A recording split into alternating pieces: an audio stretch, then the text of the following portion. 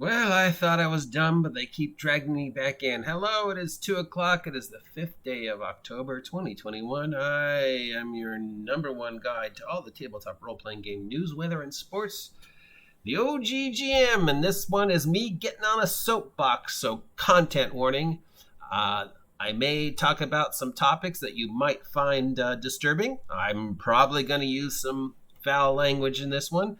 And I'm definitely going to get very persnickety and defensive and generally the things that trigger people. So if me talking about role-playing is something that might upset you, stop watching this now.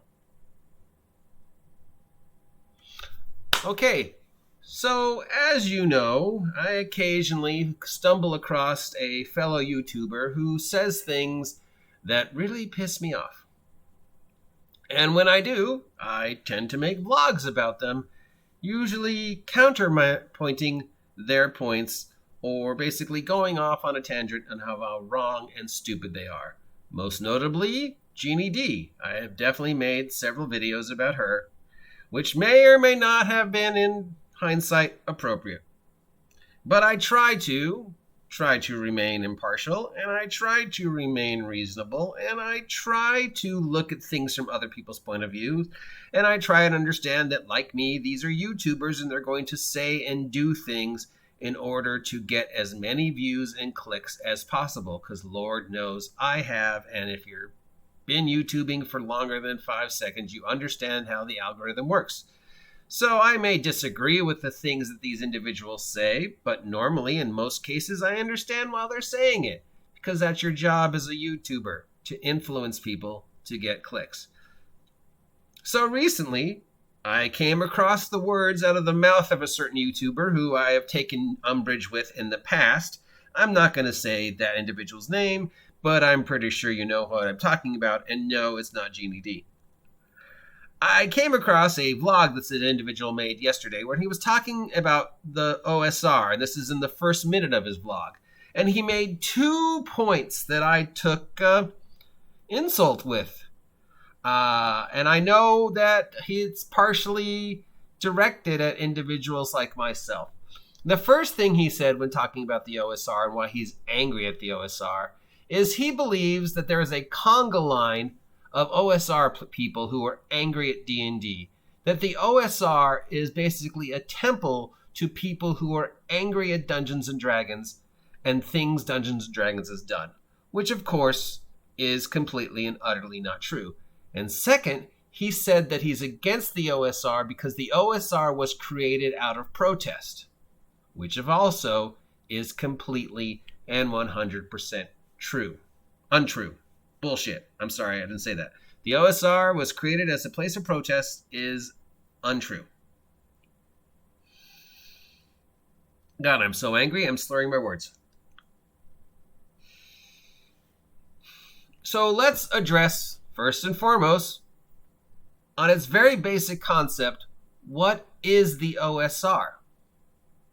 Before we go any further. And there's a lot of answers for that, but basically, if you peel every layer of the OSR onion away and get to its crunchy, tasty, nougaty center, the OSR is some house rules that somebody came up for a game, and then they put them out there because they thought other people would appreciate that.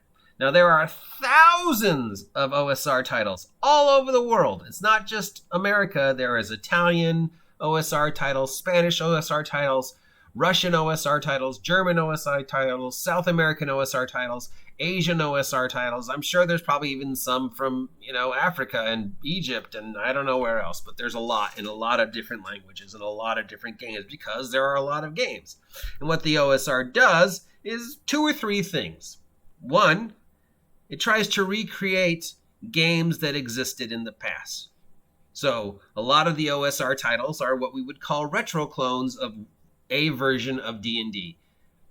Pathfinder, Castle and Crusades, several others, the OSE, Dungeon Crawl Classic, Swords and Wizardry, are all based upon pre-existing issues of Dungeons & Dragons, whether they be 1st edition, 2nd edition, 3rd edition, 4th edition, because yes, there are 4th edition OSRs. Blue box, green box, BX, Holmes, whatever. Somebody had their favorite version of D&D, and then they were like, you know what? I'm going to rewrite this. I'm going to put it out there, and I'll make 2 or 3 changes because according to the rules of copyright, you have to at least make 3 changes in order for something to not violate somebody else's copyright. And then they put it out there. So then that became BX, and that became, OSC or Dungeon Crawl Classics or White Box or Black Box or Swords and Wizardry or OSRIC or all the other hundreds of retro clones that are basically my version of D&D with my house rules, and let me see if I can get it out there because I really think it's cool and maybe I'll make some money.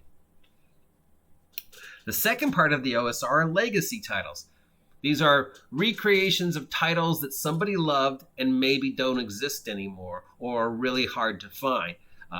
Like Boot Hill. There are several retro clones, OSR versions of Boot Hill because it's a really hard game to find a copy of and a lot of people never got a chance to play it. There's a lot of OSR retro clones of small little games that nobody ever really got a chance to play because they're out of print. And legacy titles, and the OSR has said, well, I'm going to try and recreate this game and make it available to you because maybe you never got a chance to see it. And then another part of the OSR is, let me see how far I can push this. I've got these rules for Dungeons & Dragons or Boot Hill or Marvel Superheroes, but I want to see where I can take them. And that leads us to games like Into the Odd and Mork Borg and Dungeon Crawl Classics, which is we took something that we were familiar with and pushed it.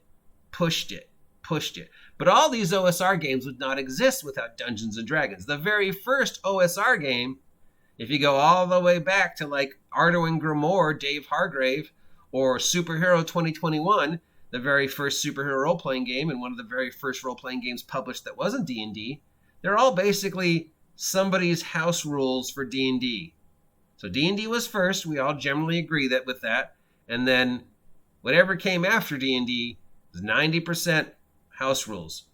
First superhero role-playing game because somebody wanted to play that Flash in a dungeon. And they were like, okay, how would that work? And that became Superhero 2024. Ardo and Grimoire was basically a bunch of house rules that this guy came up with for D&D. So the OSR was not created out of protest to Dungeons & Dragons. If anything, it was created because of Dungeons & Dragons. Because most of the OSR titles exist thanks to the open game license. The open game license, which became available to publishers around the year 2000, when Wizards of the Coast first started producing Dungeons & Dragons content, they made the open game license available to other producers so they could make second-party and third-party product for Dungeons & Dragons, like Necromancer Games. And you know who made the OGL available? That would have been Wizards of the Coast. And you know what the OGL is based on? Dungeons & Dragons. So it's not out of protest. It is literally out of, hey, we're lazy. Do some work for us for our product. Here's the license. And we're going to get a little money on that on the back end. But people saw the OGL and went, hey, this means I can publish any game I want and use the D20 system and the core rules. And Wizards of the Coast is okay with it. So if I want to take D&D and turn it into a spy game, which was one of the very first OGL games, I can. If I want to take D&D and turn it into a superhero game, Mutants and Masterminds, I can. If I want to take D&D and have Gary Gygax given a chance to recreate what he intended D&D to be, I can. Castle and Crusades.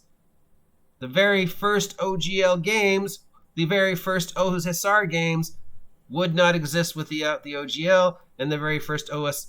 So, yeah, there. The OSR was not made out of protest. The OSR was made because of Dungeons & Dragons. It literally would not exist without Dungeons & Dragons. Now, the OSR is a temple to people who are angry at Dungeons & Dragons and don't like things Dungeons & Dragons have done. All right, so I know I've said this before, and I'm going to say it again, but just in case you're not 100% aware of this, Dungeons & Dragons hasn't done anything to you. It has not come into your house. It has not stolen your stuff. It has not hurt you in any way, shape, or form. The only way Dungeons & Dragons can hurt you is if you step on a dice or you get a paper cut by turning the pages. Because Dungeons & Dragons is a rule book for a game. Just like the Monopoly rules are the rule books for Monopoly. And the rules can't hurt you.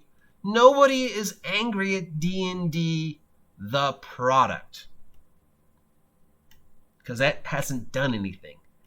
People are angry at people for what they say and what they've done and what they have done in the name of D&D and how they have taken some of these ideas and turned them into something ugly. Like yourself, individual who said the OSR is a temple to D&D people who are angry. No, it's not. It's a temple to people who love D&D, if anything. It's a temple to creativity and imagination and a style of play and childhood and just seeing how far we can take the game. It is a temple to the idea of the game. It is a place of love and respect and recreation and imagination and art and science and history and math and gross motor skills and fine motor skills. Nobody's angry at D&D, and the OSR titles don't exist out of anger. People are angry at people. I'm not angry at D&D. I'm angry at people like you who continue to pour fuel on the toxic fire by saying things. You said that because you know people like me are going to react. And you know that OSR players like that are going to jump on that and say, how dare you say that about me? How dare you say that the OSR is a temple of people who are angry at D&D and that the OSR was made out of protest? The very first OSR title was a protest title? No, I'm sorry. That is completely and utterly wrong.